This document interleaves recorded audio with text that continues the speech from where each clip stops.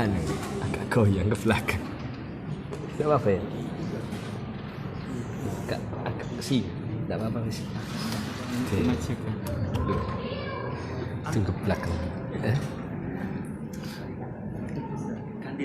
Tidak apa-apa, tidak apa-apa, tidak apa-apa.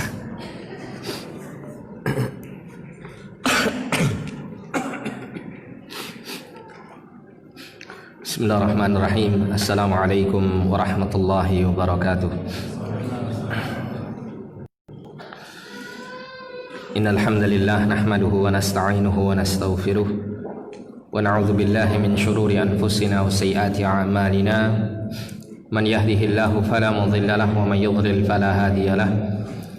Asyhadu an la ilaha illallah wahdahu la syarika lah wa asyhadu anna Muhammadan 'abduhu wa rasuluh. Qala Allah Ta'ala fi kitabihil karim, ya ayyuhalladzina amanu taqullaha haqqa tuqatih wa la tamutunna illa wa antum muslimun. Ya ayyuhan nasu taqu rabbakum alladzi khalaqakum min nafsin wahidah wa khalaqa minha zawjaha wa batha minhuma rijalan katsiran wa nisaa'a wattaqullaha alladzi tasaaluna bihi wal arham innallaha kana 'alaikum raqiba. يا أيها الذين آمنوا اتقوا الله وقولوا قولا سديدا يصلح لكم أعمالكم ويغفر لكم ذنوبكم ومن يطع الله ورسوله فقد فاز فوزا عظيما.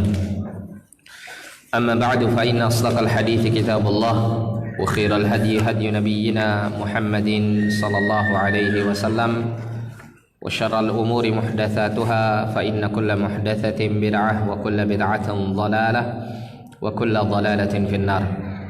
Ma'asyiral muslimin wal muslimat rahimani wa rahimakumullah. Alhamdulillah, pada kesempatan yang mulia ini kita dipertemukan kembali oleh Allah Subhanahu wa taala untuk kembali bersama-sama berusaha bertafaqquh fid din, berusaha memperdalam pengetahuan agama kita yang mulia. Kita berharap mudah-mudahan duduknya kita di rumah Allah ini Allah jadikan sebagai sarana kita untuk meraih ilmu yang bermanfaat, disertai dengan taufik dan hidayah darinya sehingga terwujud menjadi amal yang saleh. Dan kita berharap mudah-mudahan aktivitas tafaqquh fid din kita dalam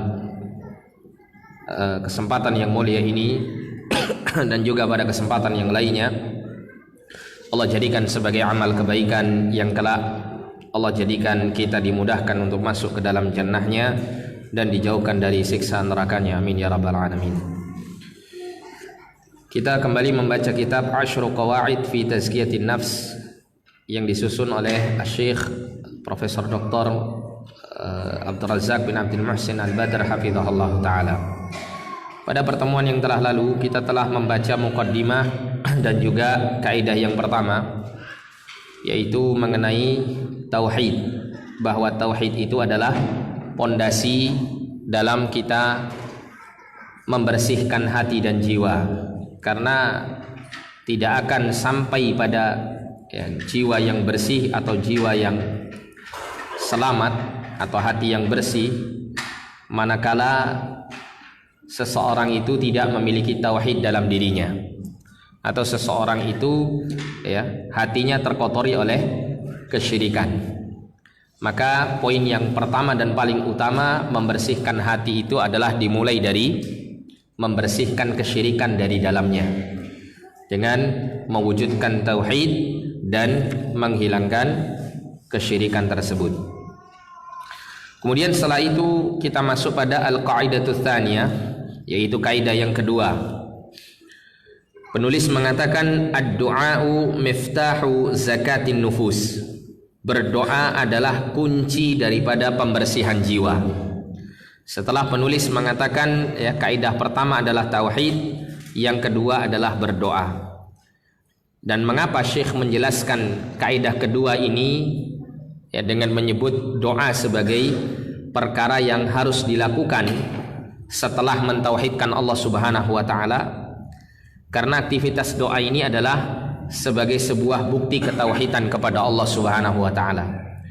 Bahkan doa ini adalah perkara yang sangat-sangat besar dalam membuktikan ketauhidan seorang hamba kepadanya. Karena manakala seseorang mentauhidkan Allah, maka tentu di dalam satu sisi daripada ketauhidannya kepada Allah, dia butuh dengan Allah Subhanahu wa taala dan tidak butuh kepada selain Allah Subhanahu wa taala. Oleh karena itu, ya, berdoa adalah wujud daripada at-tauhid. Bahkan disebutkan oleh Syekh di sini, qala Nabi sallallahu alaihi wasallam, beliau menukil sabda Nabi sallallahu alaihi wasallam, laisa syai'un aqrama 'ala Allah ta'ala min ad-du'a. Akhrajahu Tirmidzi fil Jami' wa Ibnu Majah fi sunanihi wa hasanahu al-Albani fi sahihil Jami'. Nabi sallallahu alaihi wasallam mengatakan tidak ada sesuatu pun yang lebih mulia di sisi Allah taala daripada berdoa.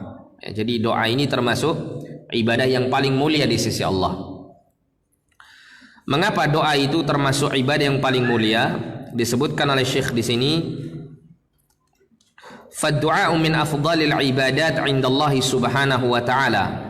Maka berdoa itu adalah termasuk daripada ibadah yang paling afdal, yang paling utama di sisi Allah Subhanahu wa ta'ala, li'anna fihi izharan lil 'ajzi wal iftiqar. Karena di dalam berdoa itu menampakkan kelemahan dan kefakiran seorang yang berdoa kepada Allah. Wa tadhallul wal inkisar, dan menunjukkan kehinaan serta kelemahan diri. Wal i'tiraf bi quwwatillahi azza wa jalla wa qudratihi, dan mengakui kekuatan Allah azza wa jalla dan kuasanya.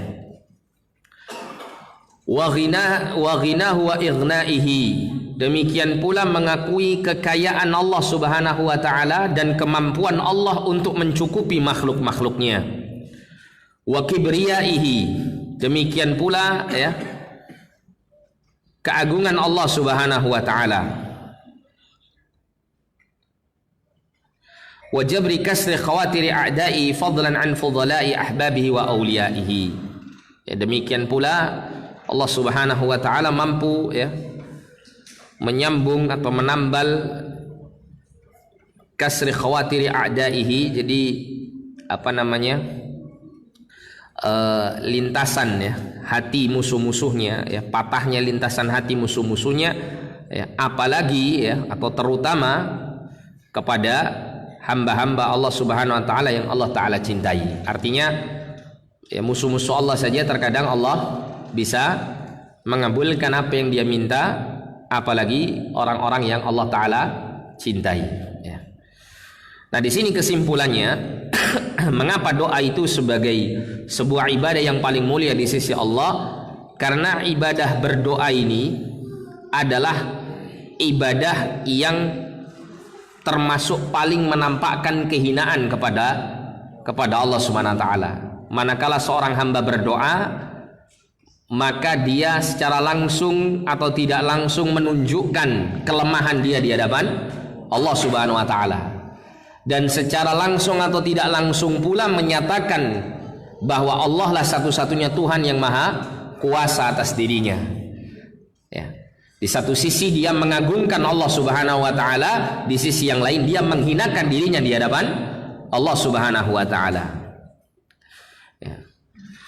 Nah, setiap ibadah yang menampakkan kehinaan diri, bahkan menunjukkan sangat terhinanya seorang hamba di hadapan Allah, dan sangat besar, ya, menunjukkan keagungan Allah Subhanahu wa taala, maka ibadah yang seperti ini adalah ibadah yang paling mulia.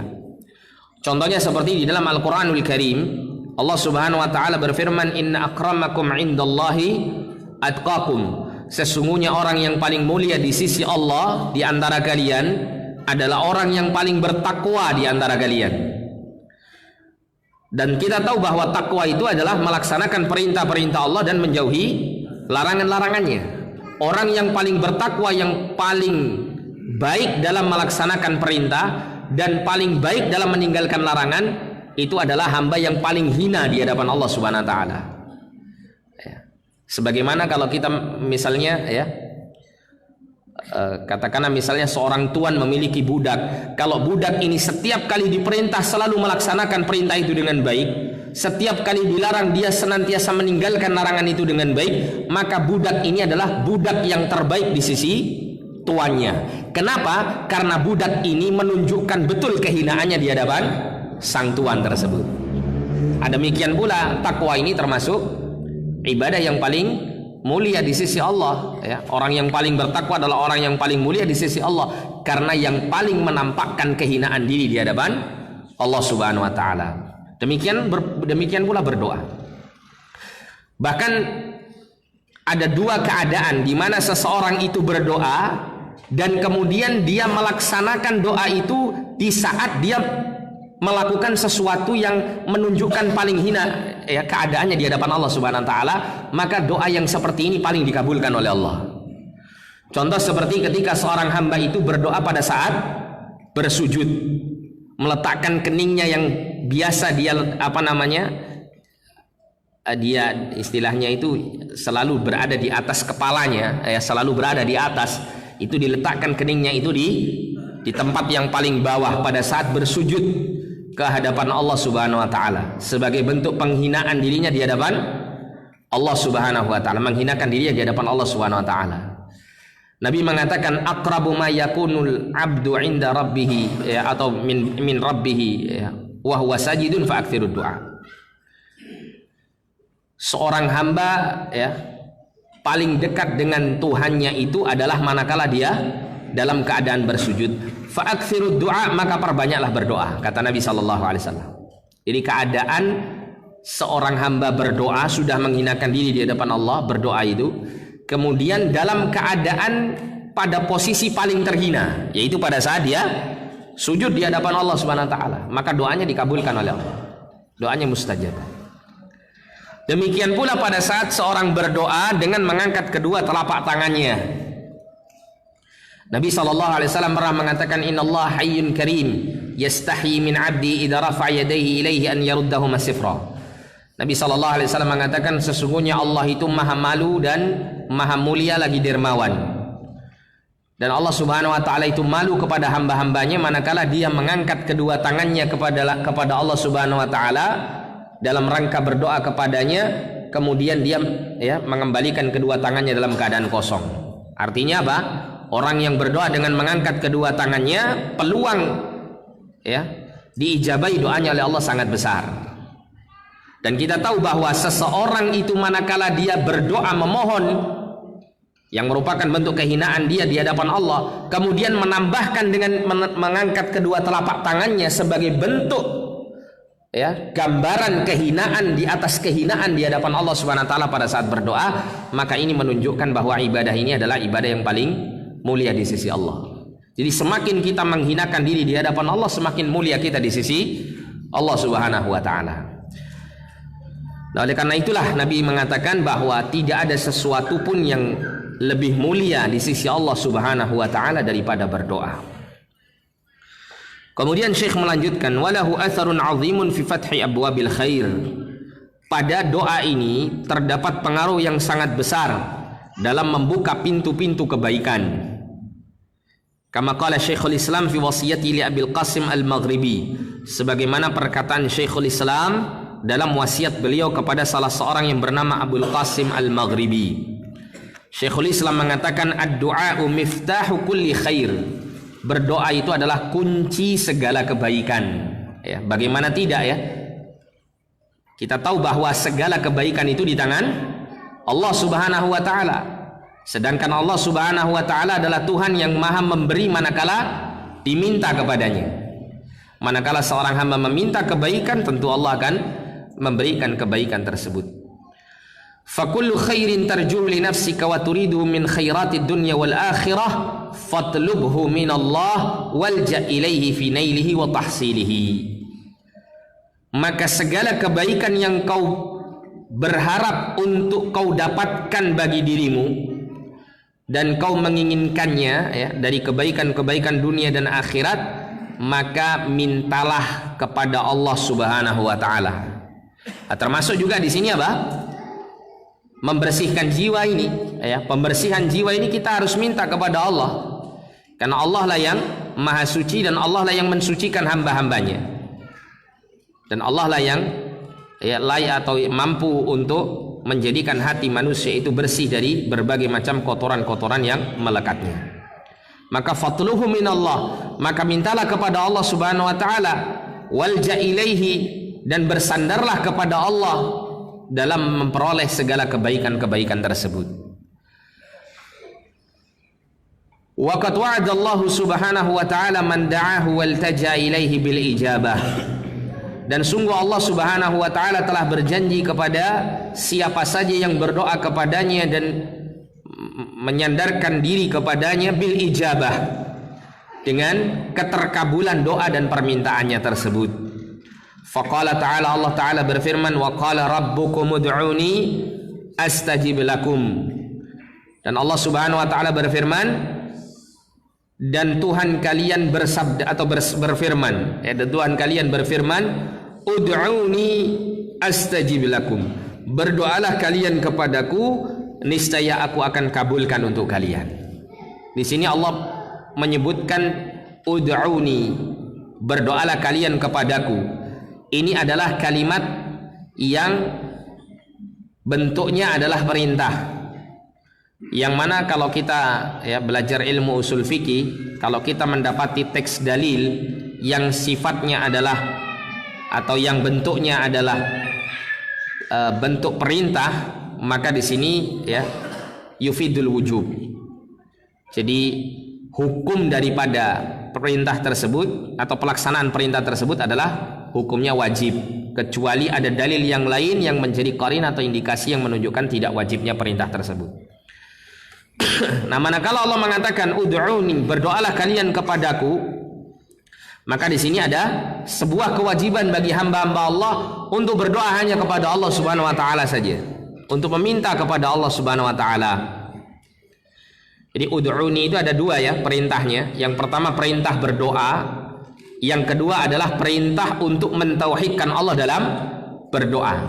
Jadi dua-duanya wajib hukumnya. Berdoa itu sendiri sebagai sebuah kewajiban, mentauhidkan Allah dalam berdoa ini juga sebuah kewajiban. Tidak boleh ini dua hal ini dipisahkan satu dengan yang lain. Nah, kemudian para ulama menjelaskan bahwa doa itu ada dua pembagiannya, ada doaul mas'alah dan doaul ibadah. Ya, kita harus tahu ini karena di sini Allah Subhanahu wa taala menyebutkannya dengan bentuk umum, berarti ini mencakup dua jenis doa ini. Doa yang pertama doaul ibadah. Doaul ibadah itu maksudnya adalah serangkaian ibadah yang diperintahkan dalam syariat. Seperti menjalankan sholat, kemudian membayar zakat, membaca Al-Quran, berzikir dan seterusnya. Itu adalah termasuk doaul ibadah. Di situ ada yang wajib, ada yang sunnah tentunya. Kemudian doaul mas'alah, yaitu doa yang bersifat memohon kepada Allah Subhanahu wa taala untuk dipenuhi hajat dan kebutuhannya. Ini namanya doaul mas'alah. Dan ini seperti biasa kita panjatkan kepada Allah dengan kita menengadahkan dua tangan kita di atas langit kemudian berdoa, atau pada saat kita sujud berdoa dan seterusnya. Ini adalah doaul mas'alah. Nah, kemudian Allah mengatakan astajib lakum, niscaya aku akan kabulkan untuk kalian. Yang manakala seseorang berdoa kepada Allah, kemudian pasti akan dikabulkan oleh Allah. Oleh karena itu ada sebuah ungkapan yang sangat bagus yang dikatakan oleh Amirul Mukminin Umar bin Khattab radhiyallahu anhu. Beliau mengatakan, inni la ahmilu hammal ijabah, sesungguhnya saya itu tidak merasa khawatir dengan al-ijabah, dengan dikabulkannya doa saya atau tidak, tidak merasa khawatir tentang itu. Walakin hammad doa, akan tetapi yang ingin betul saya peroleh itu adalah saya diberikan kemudahan oleh Allah Subhanahu wa taala untuk berdoa. Kenapa? Fa idza ulhimtud du'a fa innal ijabata ma'hu. Karena manakala aku diilhami oleh Allah Subhanahu wa taala untuk berdoa, maka sesungguhnya al-ijabah ma'ahu, maka sesungguhnya keterkabulan doa itu pasti akan bersamanya. Jadi yang penting itu kita tidak perlu berpikir apakah doa saya dikabulkan atau tidak. Kenapa? Karena Allah pasti mengabulkan doa. Allah sudah perintahkan kita berdoa dan Allah janji siapapun yang berdoa kepadanya pasti dikabulkan oleh Allah Subhanahu wa taala. Nah, yang menjadi satu hal yang benar-benar harus kita harapkan di sini adalah bagaimana kita bisa mendapatkan kesempatan untuk berdoa kepada Allah Subhanahu wa taala. Ya. Terutama pada saat kita dalam keadaan longgar, Pak, dalam keadaan lapang. Kita ini dalam keadaan lapang, dalam keadaan longgar, dalam keadaan kaya, semua tercukupi, terkadang jarang berdoa. Tapi kalau dalam keadaan hutangnya banyak, sakit, miskin, ya kesulitan, ya, kemudian banyak masalah, nah itu paling banyak kita berdoa kepada Allah, kan begitu. Nah ini jangan seperti ini ya, tapi hendaklah kita selalu berdoa, ya, selalu tampakkan kefakiran kita di hadapan Allah, baik dalam keadaan lapang maupun dalam keadaan sempit. Ya. Karena pada hakikatnya dalam keadaan lapang maupun sempit kita ini selalu butuh dengan Allah Subhanahu wa taala. Ya, selalu butuh dengan Allah Subhanahu wa taala. Okelah kalau misalnya Allah cukupi rezeki kita, tapi kita masih tentu membutuhkan Allah dari sisi yang lain. Mungkin bagaimana cara kita bisa mensyukuri nikmat-nikmat itu? Kita butuh pertolongan Allah di sini. Ya, bagaimana kita selalu mengingat Allah Subhanahu wa taala dalam keadaan senang, yang kebanyakan kesenangan itu melalaikan manusia. Ya, ni'matani maghbunun fihi ma katsirun minan nas, kata Nabi SAW. Ada dua kenikmatan yang paling banyak membuat manusia itu lalai. Ya. Yang pertama as-sihhatu wal faragh, yang kedua adalah al-faragh. Yang pertama sehat, yang kedua adalah waktu luang. Kita sering melalaikan Allah SWT di dua keadaan ini. Nah, tentunya kita butuh pertolongan Allah dalam hal ini. Nah, apalagi perkara yang berkaitan dengan pembersihan jiwa. Kita jangan kemudian ya menuntut diri kita, hari ini saya akan berusaha membersihkan jiwa saya, tanpa kemudian kita mengangkat kedua tangan kemudian memohon pertolongan kepada Allah. Tidak bisa. Karena Allah sendiri mengatakan dalam Al-Quran, iyyaka na'budu wa iyyaka nasta'in. Hanya kepadamu ya Allah kami beribadah, dan hanya kepadamu kami minta pertolongan.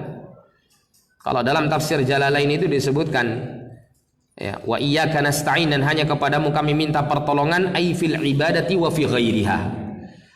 Minta pertolongan kepada Allah itu dalam kaitannya dengan melaksanakan ibadah dan juga untuk yang selainnya. Jadi penulis itu mengatakan bahwa manakala kita ini beribadah kepada Allah, kita butuh pertolongan Allah. Tidak bisa kita kemudian melakukannya dengan mandiri atau dengan sendirinya. Nah, disinilah ya pentingnya kita memperbanyak berdoa, terutama untuk membersihkan jiwa kita. Kemudian wa'an Mutarrif bin Syikhir rahimahullahu ta'ala qala tadhakkartu majma'ul khair fa idza al khairu katsirun. Aku telah teringat dengan segala ya yang jima'ul khair itu satu hal yang mengumpulkan segala kebaikan. Sedangkan kebaikan itu banyak, kata beliau. As-saumu was-salatu, ya, puasa, salat dan seterusnya itu adalah kebaikan-kebaikan. Wa idza huwa fi yadillahi azza wa jal, dan semua itu adalah berada di tangan Allah azza wa jal. Jadi kebaikan-kebaikan itu semuanya tidak bisa dilakukan kecuali dengan pertolongan Allah Subhanahu wa taala. Wa idza anta la taqdiru ala ma fi yadillahi azza wa jalla illa an tas'alahu fayu'tiyaka. Faida jima'ul khairi ad-du'a. Dan manakala ya engkau tidak sanggup untuk mendapatkan apa yang ada di tangan Allah Azza wa Jal berupa kebaikan-kebaikan tadi, kau tidak sanggup untuk bisa melakukan puasa, kau tidak sanggup untuk bisa melakukan solat, melakukan sedekah, haji dan seterusnya, kau tidak bisa melakukan itu illa antas alahu, kecuali engkau memintanya kepada Allah Subhanahu wa taala. Ya, fayu'tiyaka, maka kemudian Allah akan memberikan apa yang kau minta itu.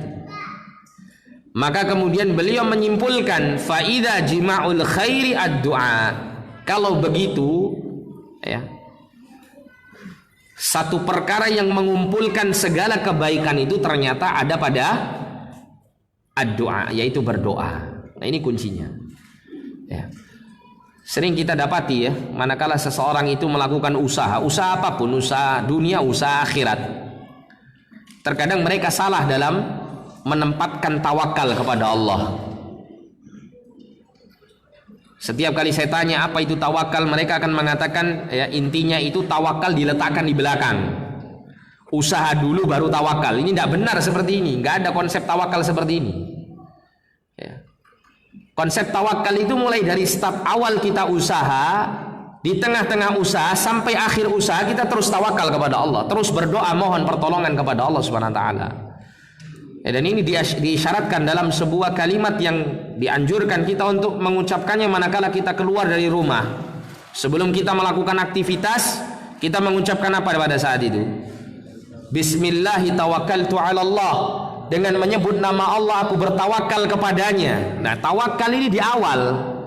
La haula wala quwata illa billah. Tidak ada daya dan kekuatan kecuali dengan pertolongan Allah Subhanahu wa taala. Ini konsep yang keliru manakala tawakal diletakkan di belakang. Usaha manusia seakan-akan lebih dikedepankan daripada minta pertolongan kepada Allah Subhanahu wa taala. Ini tidak tepat ya. Jadi usaha ini hanyalah sekedar apa? Ya sekedar usaha, sekedar sebuah sebab yang Allah taala perintahkan kita untuk mengerjakannya. Ya. Tapi yang memberikan pertolongan, yang memberikan jalan keluar, yang memberikan kemudahan, yang memberikan hasil akhir yang terbaik adalah Allah Subhanahu wa taala. Kalau seorang hamba mengetahui hakikat yang seperti ini, maka tentu dia tidak akan pernah putus dari yang namanya berdoa kepada Allah Subhanahu wa taala. Akan terus dia meminta kepada Allah Subhanahu wa taala.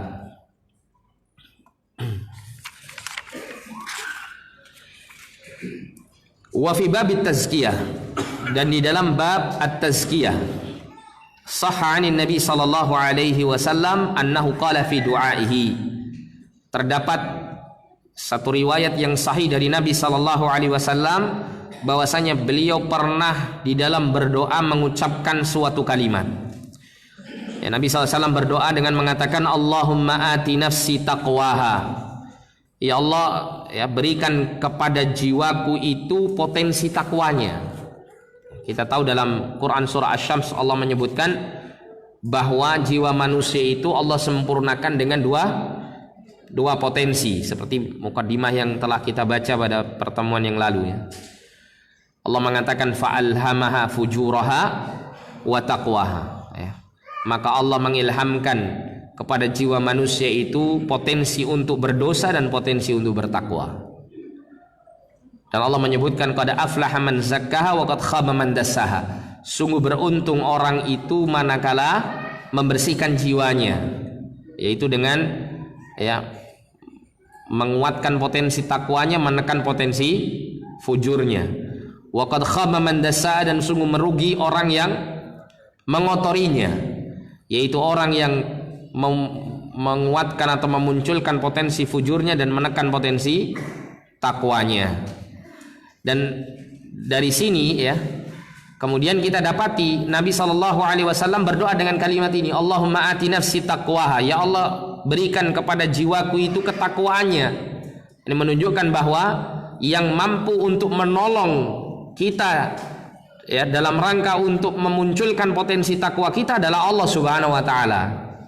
Meskipun potensi takwa itu sudah ditanamkan dalam hati dan jiwa kita, tapi untuk menjadikan kita ini lebih cenderung kepada ketakwaan, Allah Subhanahu wa taala yang melakukannya.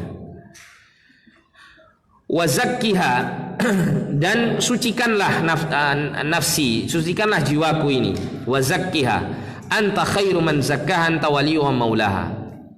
Engkau adalah sebaik-baik Tuhan yang membersihkannya, engkau pemimpin dan pelindungnya.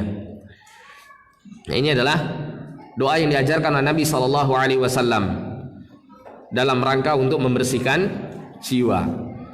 Ini menunjukkan bahwa dalam proses tazkiyatun nafs, dalam proses atau aktivitas pembersihan jiwa itu tidak boleh lepas dari memohon pertolongan kepada Allah. Yang diantara doanya yang masyru' adalah kalimat ini, Allahumma ati nafsi taqwaha wa zakkiha anta khairu man zakkaha anta waliyuha wa maulaha. Wa fi hadha ad-du'a isyaratun wa tanbihun ala anna tazkiyatan nufusi biyadillahi subhanahu wa ta'ala 'allamil ghuyub. Dan di dalam doa ini terdapat isyarat dan peringatan bahwasanya pembersihan jiwa itu adalah di tangan Allah Subhanahu wa taala. Jadi sehebat apapun kemampuan kita atau aktivitas kita atau potensi kita untuk kita curahkan demi membersihkan jiwa kita, manakala Allah tidak memberikan pertolongannya, maka tidak akan pernah sampai kita pada jiwa yang bersih. Tidak akan pernah sampai kita memiliki hati yang selamat. Jadi biyadillahi subhanahu wa ta'ala allamil ghuyub. Jadi pembersihan jiwa itu di tangan Allah Subhanahu wa taala selaku Tuhan yang mengetahui tentang yang gaib. Wa anna miftahahal a'zam huwa ad-du'a wal iftiqaru ila Allah taala. Dan bahwasanya kunci yang terbesar, kunci yang paling agung dalam rangka pembersihan jiwa ini adalah berdoa dan memunculkan rasa fakir, rasa butuh kepada Allah Subhanahu wa taala. Walihada kana aktsaru du'ain Nabi sallallahu alaihi wasallam ya muqallibal qulub tsabbit qalbi ala dinik. Oleh karena inilah doa Nabi sallallahu alaihi wasallam yang paling banyak diucapkan beliau adalah ya muqallibal qulub tsabbit qalbi ala dinik. Wahai Tuhan yang membolak-balikkan hati manusia, kokohkanlah hatiku di atas agamamu. Ini adalah pentingnya berdoa dalam aktivitas tazkiyatun nafs. Oleh karena itu tepat Syekh Abdul Razak hafizahullah taala meletakkan bab berdoa ini setelah bab tauhid. Karena seseorang itu seharusnya dalam memulai tazkiyatun nafs dia berdoa.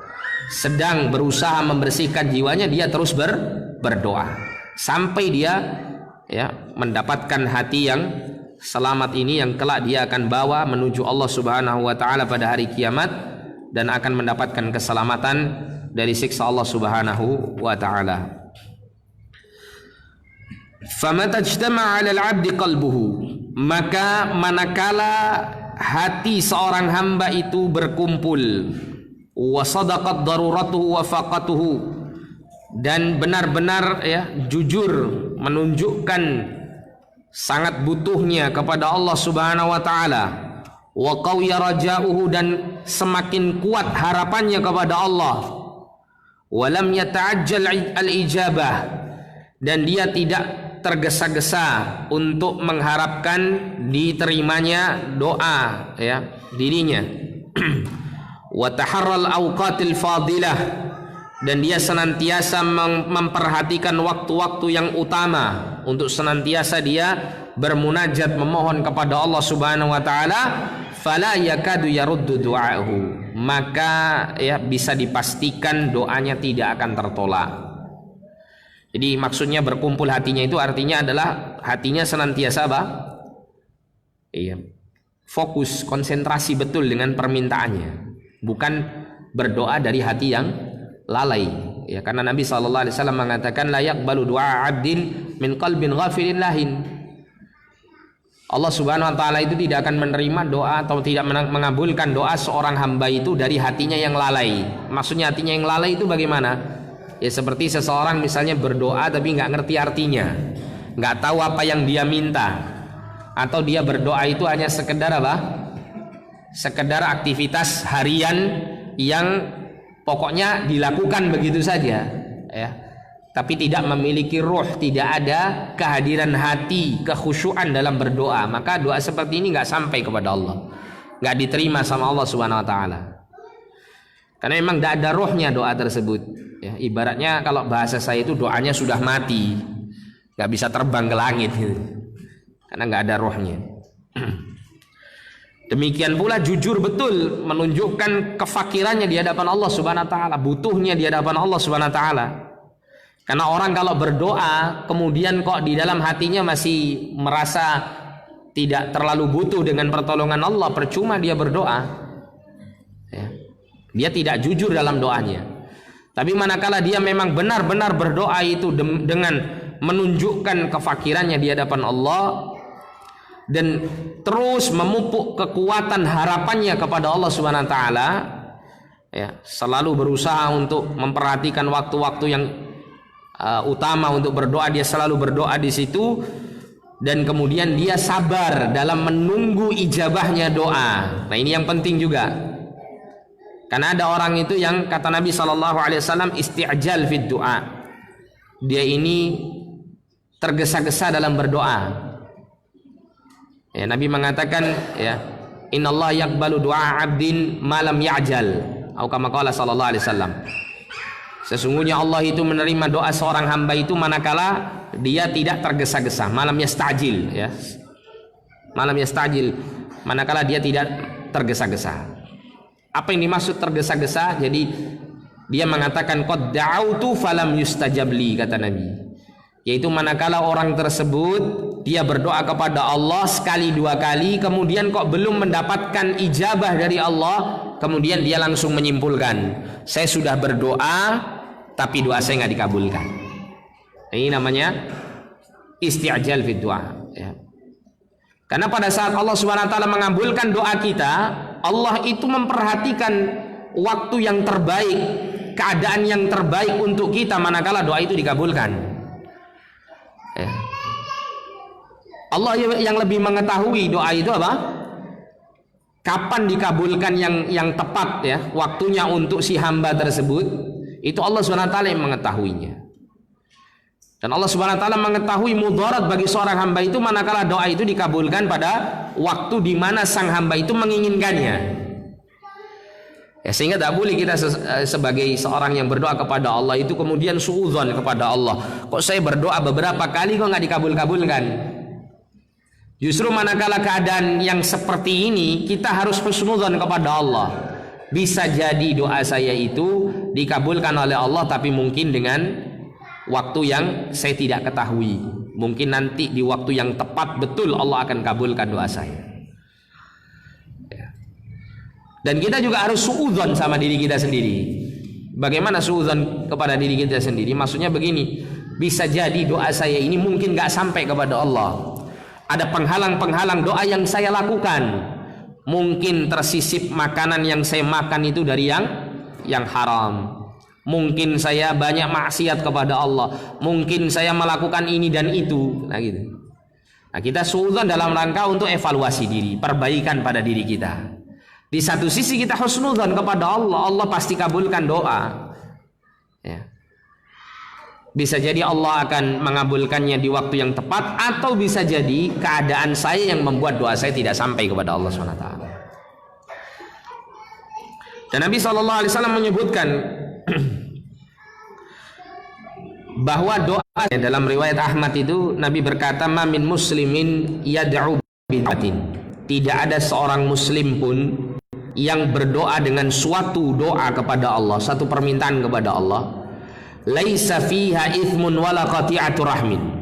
Tidak ada di dalam doa tersebut permintaan untuk melakukan perbuatan dosa. Maksudnya minta perbuatan dosa itu bagaimana? Misal begini, ya Allah saya mohon kepada engkau, kau kayakan saya supaya saya nanti bisa berzina misalnya. Nah ini tidak boleh ya. Ini dosa ya. Au qati'atu rahmin, atau pemutusan silaturahim. Contoh seperti seseorang berdoa, ya Allah ya, mudah-mudahan bapak saya cepat mati misalnya, supaya warisannya segera ya turun ke saya, misal begitu. Ini contoh saja ya. Nah ini termasuk doa yang bersifat memutus silaturahim, atau berdoa keburukan untuk saudara kandungnya atau keluarga ya, kerabatnya dan seterusnya. Ini termasuk qati'atur rahim. Selama doa seorang muslim itu tidak ada dua hal ini, maka kata Nabi SAW ya, pasti dikabulkan dengan salah satu dari tiga cara Allah mengabulkan doa seorang hamba ini.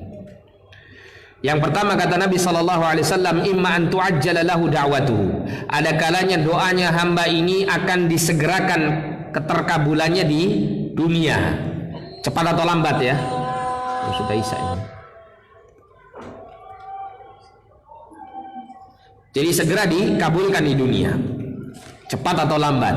Wa imma an yaddakhiraha lahu fil akhirah. Dan ada kalanya doa tersebut disimpan oleh Allah dan Allah akan berikan nanti di akhirat. wa imma an yasrifa anha minasu'i mithlaha. Dan yang ketiga adalah Allah Subhanahu wa taala mengabulkan doa itu dengan cara sang hamba tersebut dipalingkan dari keburukan yang sebanding dengan permintaannya. Mungkin saja ada orang yang berdoa, ya Allah saya ya mudah-mudahan ya untuk proyek saya yang bulan depan itu mudah-mudahan gul misalnya, yang bernilai 1 miliar, ternyata nggak gul. Nah, itu jangan suudzon ya.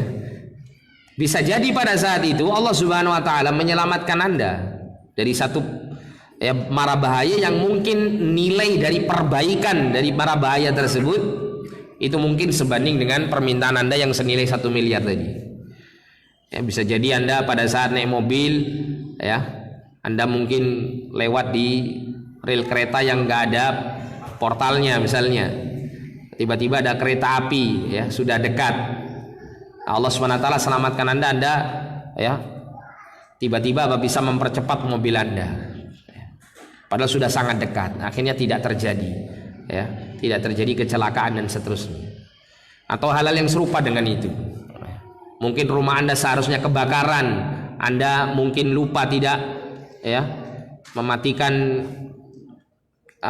kompor misalnya, Anda tinggal jauh kok terus kemudian Allah selamatkan rumah Anda tidak terbakar misalnya. Nah, ini semuanya adalah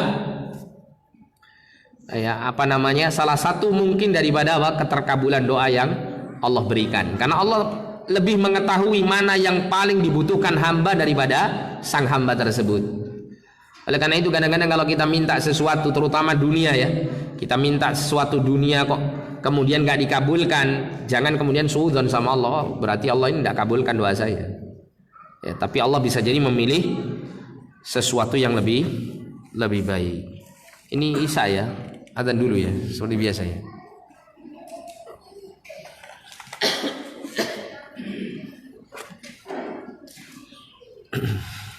Allahu Akbar,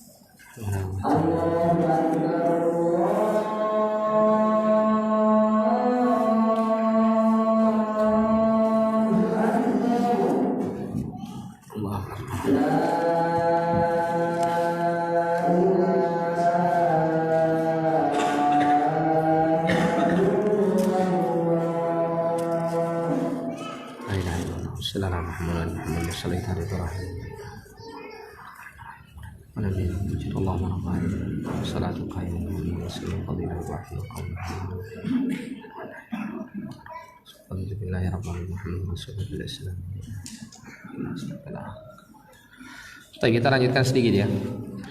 Wa'adhu ma yu'inuka 'ala ad-du'a'i ma'rifatuka anna zakata nafsika biyadillahi 'azza wa jalla. Wallahu subhanahu wa ta'ala huwa alladhi yuzakki man yasha' wal amru kulluhu lahu wa tahta masyiatihi. Kama qala Allah ta'ala balillahu yuzakki man yasha'. Dan perkara yang paling besar yang bisa membantu Anda untuk berdoa kepada Allah Subhanahu wa taala ya, tentang kaitannya dengan mensucikan jiwa ini ya, adalah pengetahuan Anda bahwa bersihnya jiwa Anda itu adalah berasal dari tangan Allah ya, berada di tangan Allah Azza wa Jalla. Jadi penentu bersihnya jiwa diri kita masing-masing itu adalah Allah. Ya, pengetahuan kita terhadap hal ini yang mendorong kita untuk selalu berdoa kepada Allah Subhanahu wa taala. Allah Subhanahu wa taala huwallazi yuzakki man yasha. Maka Allah Subhanahu wa taala dialah Tuhan yang mensucikan jiwa siapapun yang Allah taala kehendaki. Wal amru kulluhu lahu. Dan urusan ini semuanya adalah terdapat pada diri Allah Subhanahu wa taala, wa tahta masyiatihi, dan di bawah kehendak Allah. Sebagaimana Allah taala berfirman, akan tetapi Allah lah yang mensucikan jiwa siapa saja yang Allah taala kehendaki. Wa qala ta'ala, dan Allah taala juga berfirman, walaula fadlullahi 'alaikum wa rahmatuhu.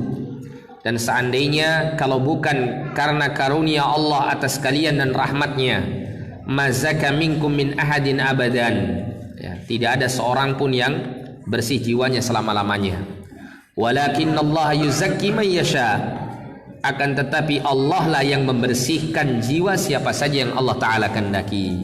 Jadi yang membuat seseorang itu berubah dari yang buruk menjadi yang baik ya, dari kefasikan kepada ketaatan, dari ya, kesyirikan menuju kepada ketauhidan, dari kebid'ahan menuju sunnah dan seterusnya. Ini semua adalah biadillah, di tangan Allah Subhanahu wa taala. Allah yang membolak-balikkan hati manusia itu sesuai dengan kehendaknya.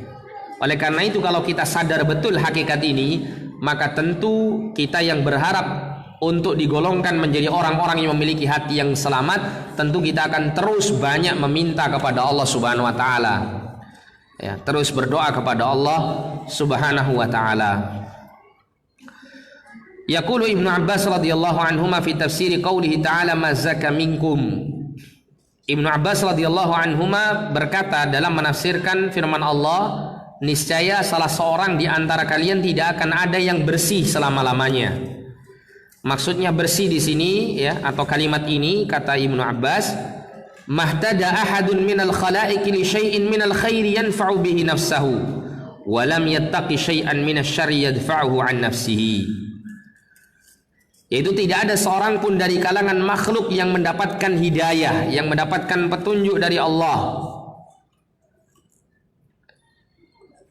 untuk ya suatu kebaikan yang memberikan manfaat kepada jiwanya, dan walam yattaqi syai'an minasyarr, dan tidak ada satupun orang yang mendapatkan hidayah untuk menjauhkan diri dari keburukan ya, yang mana hal itu akan bisa mencegah dirinya dari keburukan tersebut.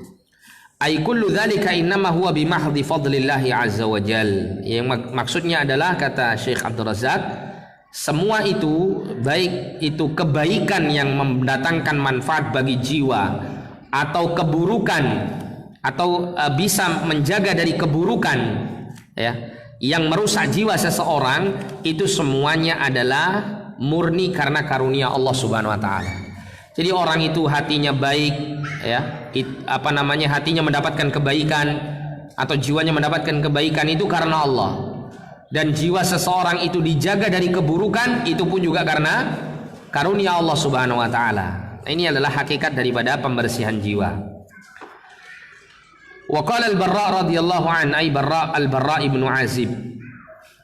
Kana Rasulullah sallallahu alaihi wasallam yaum al-ahzab yanqulu ma'ana at-turab wa laqad wara at-turab bayad batnihi wa huwa yaqul wallahi laula Allahumma ihtadaina wa la tasaddaqna wa la sallaina. Adalah Rasulullah sallallahu alaihi wasallam pernah dalam yaum al-ahzab, pada hari perang Ahzab, beliau pernah membawa at-turab, tanah bersama kami. Dan kemudian tanah itu menutupi putihnya perut Nabi sallallahu alaihi wasallam. Kemudian Nabi sallallahu alaihi wasallam pada saat itu mengatakan, wallahi demi Allah, laulallahu mahtadaina. Kalau bukan karena Allah maka kita tidak akan bisa mendapatkan petunjuk. Wala tasaddaqna wala sallaina, dan kita tidak bisa bersedekah dan tidak pula kita bisa menjalankan sholat. Di semua itu adalah pertolongan dari Allah Subhanahu wa taala. Fal hidayatu wal iman wal khairu kulluhu biyadillahi wahdahu. Maka hidayah, iman dan kebaikan semuanya adalah di tangan Allah saja. Waqad kana Rasulullah sallallahu alaihi wasallam yaghrisu hadzal amra fi nufusis sahabati radhiyallahu anhum wa yu'akkidu alaihi bistimrar. Fakana sallallahu alaihi wasallam yastahillu khutbatahu atau khutabahu biqaulihi man yahdihillahu fala mudhillalah wa man yudlil fala hadiyalah. Dan sungguh kata Syekh Rasulullah sallallahu alaihi wasallam itu menanamkan perkara ini, bahwa keimanan, hidayah, kebaikan, pembersihan jiwa itu semuanya di tangan Allah, ke dalam jiwa para sahabat. Ditanamkan betul kesadaran hal ini kepada para sahabat, dan beliau menekankan terus menerus kepada para sahabat ini. Oleh karena itu Nabi Shallallahu Alaihi Wasallam setiap kali beliau memulai khutbahnya, di antara kalimat yang beliau sampaikan selalu beliau mengatakan, man yahdihillahu fala mudhillalah. Barang siapa yang Allah Ta'ala berikan hidayah kepadanya, maka tidak akan ada satupun orang yang bisa menyesatkannya. Wa man yudlil fala hadiyalahu. Dan barang siapa yang Allah Ta'ala sesatkan dirinya, maka tidak ada satupun orang yang bisa memberikan hidayah kepadanya. Kemudian paragraf terakhir dari bab ini, Syekh mengatakan, fahadzal aslu huwa a'zamul abwab li tazkiyatin nafs. Maka pokok yang kedua ini, yaitu berdoa, adalah bab yang paling agung dalam pembersihan jiwa. Faman alima anna salaha nafsihi wa zakatihi wa istiqamatihi biyadillahi azza wa jal, laja'a ilaihi wa aqbala ala babi mulihan alaihi bid-du'a rajiyan tami'an liyanala minhu zakata nafsihi wa najatiha wa falahiha fid dunya wal akhirah. Maka barang siapa yang telah mengetahui bahwa baiknya jiwanya, bersihnya hatinya, dan istiqomahnya batinnya tersebut biyadillahi azza wa jal, yaitu di tangan Allah azza wa jal. Kalau orang itu sudah mengetahui tentang hal ini, maka pasti orang itu akan laji'a ilaihi.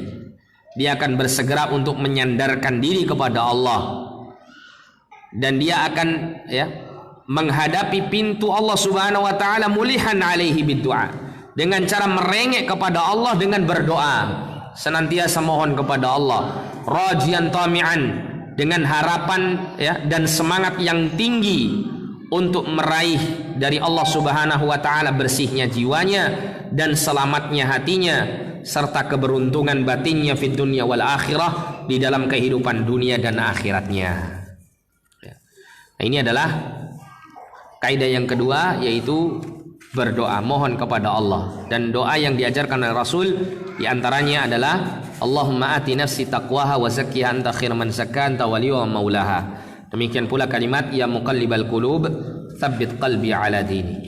Insyaallah untuk kaidah yang ketiga, yaitu Al-Qur'anul Karim manba'ut tazkiyati wa ma'inuha. Al-Qur'anul Karim sebagai sumber daripada pembersihan jiwa, insyaallah kita akan baca pada pertemuan yang akan datang biidznillah ta'ala. Tapi ini ada pertanyaan masuk. Saya dulu pernah mendengar bahwa tidak boleh berdoa dengan kata semoga atau insyaallah. Apakah itu benar? Jadi maksudnya begini, seseorang itu kalau dia berdoa maka wajib dia berdoa dengan menggunakan lafadz yang pasti. Maksudnya lafadz yang bukan ada keraguan di dalamnya. Seperti contoh misalnya yang dicontohkan oleh Nabi SAW adalah ketika orang itu berdoa dengan mengatakan Allahumma ghfirli in syi'ta. Ya Allah, ampunilah dosa saya kalau engkau menghendaki. Ya, ini tidak boleh. Kenapa? Karena seakan-akan apa? Gak ada penekanannya di situ. Ya, kurang betul-betul butuh sama pertolongan Allah. Ya, kalau Allah menghendaki, tidak apa-apalah saya diampuni. Kalau tidak, ya sudah, mau gimana lagi, ya, begitu. Ya. Karena Allah nggak ketika kita minta, ya, pada saat kita minta ya Allah ampunilah dosa saya, pada saat Allah mengampuni dosa kita ini, Allah tidak merasa dipaksa oleh kita yang berdoa. Anda sama sekali enggak. Ya, makanya nggak perlu mengatakan kalau kau menghendaki ya Allah. Seakan-akan kita kalau minta dengan kalimat seperti itu seakan-akan apa? Kalau kita nggak ngomong seperti itu dengan tidak mengatakan in syi'ta, kalau kau menghendaki, seakan-akan kita akan memaksa Allah. Seakan-akan Allah saya paksa untuk mengampuni saya. Enggak, karena Allah tidak merasa dipaksa oleh permintaan hamba-hambanya, sama sekali tidak. Oleh karena itu wajib bagi seorang hamba untuk berdoa dengan kalimat yang tegas, dalam artian tidak ada sisi-sisi keraguan-raguan yang muncul pada dirinya. Nah, sehingga dia minta ya minta saja, ya Allah berikan saya ini dan itu. Ya. Jangan kemudian apa? Seperti yang dicontohkan tadi. Wallahu a'lam bishawab.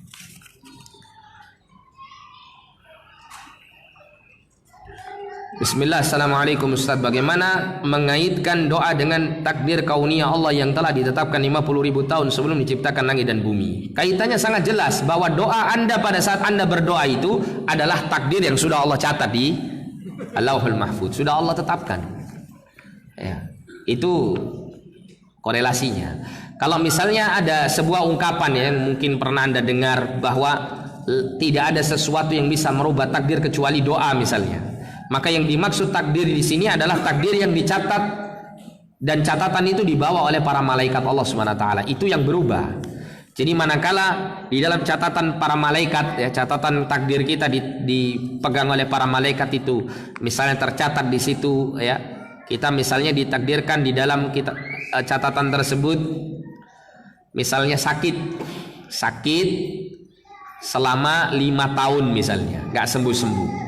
Kemudian ya kita berdoa kepada Allah Subhanahu wa taala, kemudian Allah kabulkan. Nah di situ diganti sakitnya tidak sampai 5 tahun, cukup 1 tahun saja. Nah, itu berubah. Ya, catatan inilah yang berubah. Adapun yang di Lauhul Mahfuz yang tidak ada satupun, bahkan para malaikat yang paling dekat dengan Allah pun tidak tahu apa yang dicatat oleh Allah, apa yang ditetapkan oleh Allah di dalamnya, maka ini tidak ada perubahan sama sekali. Ya. Jadi yang tercatat seperti ini, ya, bisa jadi di catatan malaikat tertulis seperti itu, kemudian fulan berdoa, ya, kemudian jadilah tidak 5 tahun tapi cukup 1 tahun sakitnya. Itu semua tercatat, ya, semua peristiwa-peristiwa secara detail tercatat dalam Lauhul Mahfuz. Adapun takdir yang dimaksud yang bisa dirubah dengan doa adalah takdir yang ditulis oleh para malaikat Allah Subhanahu wa ta'ala. Ustaz, terkait doa tadi, apa yang kita lakukan ketika khatib Jumat berdoa mengenadahkan tangan? Mengangkat tangan. Belum, mengangkat tangan itu beda sama, oh ya, mengangkat tangan ya, sama ya dengan itu bahasa sulit sekali. Itulah ya, pokoknya gitulah ya. Agak sulit lisan saya untuk menyebut. Menengadahkan, ya, betul ya? Iya, menengadahkan tangan di atas mimbar. Apakah kita diam saja atau ikut menengadahkan, ya, tangan? Syukron. Jadi kalau maksudnya yang dimaksud menengadahkan tangan ini, ya, itu mengangkat kedua telapak tangan dalam berdoa. Kalau khatib Jumat berdoa dengan cara seperti ini, maka ini ghair masyru', tidak disyariatkan, bahkan dibenci oleh para salaf karena menyelisih sunnah Rasulullah sallallahu alaihi wasallam. Kalau sunnah Rasulullah itu mengangkat jari. jari telunjuk diangkat ke atas sambil berdoa. Ini yang sesuai dengan sunnah Rasulullah. Terus bagaimana kalau misalnya khatib Jumat berdoa, apakah kita juga mengangkat kedua telapak tangan kita kemudian ikut berdoa? Wallahu alam, sejauh pengetahuan saya tidak menemukan dalil ya yang menjelaskan bahwa orang-orang yang mendengarkan khutbah itu ikut mengangkat kedua telapak tangan atau berdoa dengan mengangkat kedua telapak tangan. Ya. Tapi yang ada adalah mengaminkan, ya. Dan itu mengaminkannya adalah sendiri-sendiri, masing-masing, ya, mengaminkan doa khatib. Adapun untuk mengangkat kedua telapak tangan ini, wallahu alam, sejauh pengetahuan saya tidak ada dalil yang menjelaskan akan hal ini. Lebih baik untuk ditinggalkan, ya. Wallahu a'lam bishawab. Meskipun ada sebagian orang mengatakan ya tetap mengangkat kedua telapak tangan. Kenapa? Karena itu bentuk berdoa. Karena itu bentuk berdoa, sedangkan Nabi SAW dalam hadis yang bersifat umum mengatakan bahwa siapapun yang mengangkat kedua telapak tangan tadi ya, berdoa kepada Allah, nanti Allah akan tidak kembalikan kedua telapak tangannya dalam keadaan kosong. Artinya dikabulkan oleh Allah. Tapi wallahu a'lam, karena tidak ada dalil yang menunjukkan bahwa di masa Rasulullah para sahabat itu mengangkat kedua telapak tangannya mengaminkan doa Rasul, demikian pula ya para tabi'in dan orang-orang yang mengikuti mereka, wallahu a'lam, lebih baik tidak dilakukan, cukup diaminkan saja. Wallahu a'lam bishawab. Ada pertanyaan lagi atau sudah cukup? Mana ini? Yang dekat apa yang jauh? Ayo Mas, dekat dulu ya.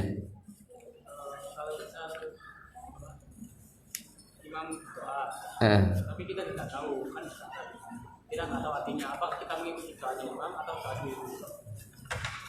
Doa imam bagaimana? Imam kok bisa berdoa, ceritanya gimana? Pokoknya kalau misal pemimpin ada yang memimpin doa, Salah berzikir kemudian berdoa gitu.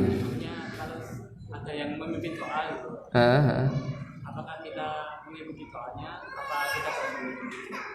Kalau itu disyariatkan ya kita aminkan.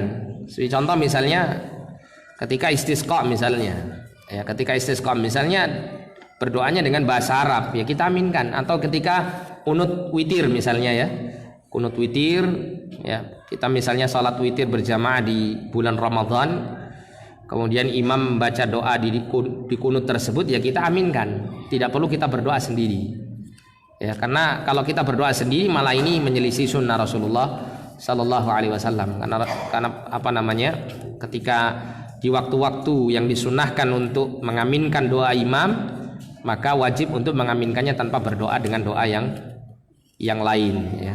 Jadi makmum itu hanya mengaminkan saja, tidak berdoa dengan doa yang lain yang disebutkan oleh imam. Wallahu a'lam bishawab. Iya, silakan.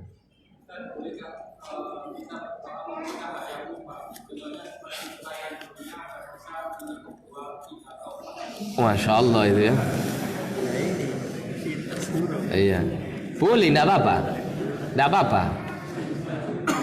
Tidak apa-apa. Apalagi kalau misalnya gini, ini sebetulnya bukan mubah ya. Kalau bisa jangan mubah saja nanti nilainya, tapi nanti bisa bernilai ibadah. Saya sekarang berdoa, ya Allah berikan saya kekayaan yang dengan harta itu saya supaya bisa menikah lagi demi menjalankan sunnah Rasulullah Sallallahu Alaihi Wasallam. Misal begitu ya. Nah ini tidak apa-apa gitu, bahkan dapat pahala insya Allah. Iya. Siap tapi ya, jangan-jangan setiap malam itu ya, tahajud ya, selalu doa begitu. Iya. Saya kapan hari itu baca di mana ya? Ada seseorang itu berdoa, Masya Allah, doanya dikabulkan sama Allah. Jadi berdoa, ya Allah lapangkan hati istriku untuk saya bisa menikah lagi. Itu pas di waktu yang mustajab doanya. Jadi pada waktu itu ya dia berdoa. Saya lupa saya baca di mana. Ya mungkin ya, tidak tahu saya. Akhirnya apa? Dikabulkan doanya oleh Allah. Dikasih kemudahan untuk nikah lagi. Ya mudah-mudahan yang bertanya bisa nikah lagi insya Allah ya. Oh satu belum. Jangan-jangan langsung 3. Iya. Ada pertanyaan lagi? Tidak ada. Iya silakan Pak.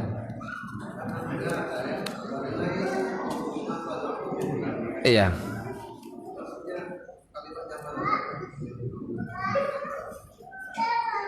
kalimat yang mana untuk dipilih untuk berdoa begitu.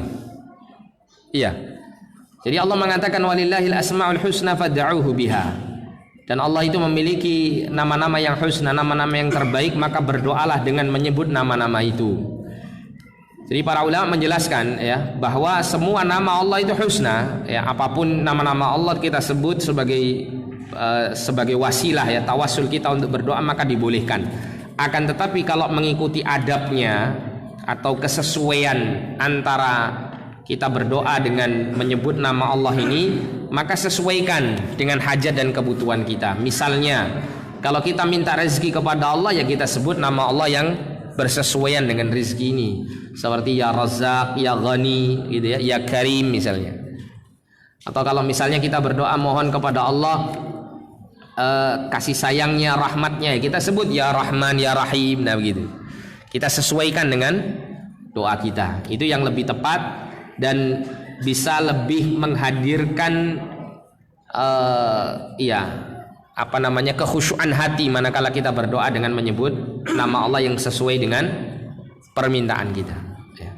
Namun ada juga nama-nama Allah yang boleh kita sebut dalam semua hajat, seperti contoh ya Hayyu ya Qayyum, ya Dzal Jalali wal Ikram. Ini Nabi pernah mengajarkan kita, terutama kalimat ya Dzal Jalali wal Ikram disuruh kita memperbanyak mengucapkannya. Itu maksudnya adalah dalam berdoa. Termasuk juga ya Hayyu ya Qayyum ya, ini termasuk sebagian ulama mengatakan Ismullahil A'zam dan beberapa nama-nama Allah yang lain ya. Maka ini adalah apa? Kita hendaklah kalau berdoa sebut ya nama-nama Allah yang husna ini, karena Allah perintahkan dalam Al-Qur'an tadi. Tapi saya kira cukup ya. Insyaallah kita lanjutkan pada pertemuan berikut. Kita tutup dengan doa kafaratul majelis, kurang lebihnya saya mohon maaf. Subhanakallahumma wa bihamdika asyhadu an la ilaha illa anta astaghfiruka wa atubu ilaik. Sallallahu ala nabiyyina Muhammadin wa ala alihi wa sahbihi wasallam. Wa akhiru da'wana alhamdulillahi rabbil alamin wa la minkum. Assalamualaikum warahmatullahi wabarakatuh.